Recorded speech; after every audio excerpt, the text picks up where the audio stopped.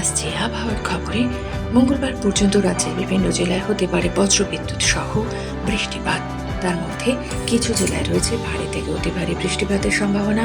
শনিবার ভারী থেকে অতি ভারী বৃষ্টিপাত হতে পারে পূর্ব মেদিনীপুর ও দক্ষিণ চব্বিশ পরগনায়। বজ্রবিদ্যুৎ সহ ভারী বৃষ্টির সম্ভাবনা উত্তর চব্বিশ পরগনা, পশ্চিম মেদিনীপুর, ঝাড়গ্রাম, পুরুলিয়া, বাঁকুড়া, পূর্ব পশ্চিম বর্ধমান, কলকাতা, হাওড়া ও হুগলিতে। রবিবার অতি ভারী বৃষ্টিপাতের সতর্কতা রয়েছে পুরুলিয়া, পশ্চিম মেদিনীপুর, বীরভূম জেলায়। ভারী বৃষ্টিপাত হতে পারে দক্ষিণ চব্বিশ পরগনা, পূর্ব বর্ধমান, পূর্ব পশ্চিম মেদিনীপুর, ঝাড়গ্রাম, বাঁকুড়াতে। সোমবার ভারী বৃষ্টির সতর্কতা রয়েছে পুরুলিয়া, পশ্চিম বর্ধমান, বীরভূমে। বাকি জেলাতে বজ্রবিদ্যুৎ সহ বৃষ্টিপাত হতে পারে। নিম্নচাপ ও ঘূর্ণাবর্তের জোড়া ফলায় সমুদ্র উত্তাল হওয়ার আশঙ্কা রয়েছে। উপকূলবর্তী এলাকায় ঘন্টায় 50 থেকে 60 কিলোমিটার গতিবেগে বইতে পারে দমকা ঝোড়ো হাওয়া।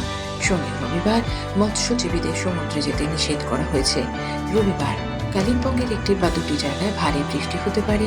দার্জিলিং, কালিম্পং এবং জলপাইগুড়ির কিছু জায়গায় জন্মাষ্টমীর দিন সোমবার ভারী বর্ষণ হতে পারে বলে পূর্বাভাস রয়েছে।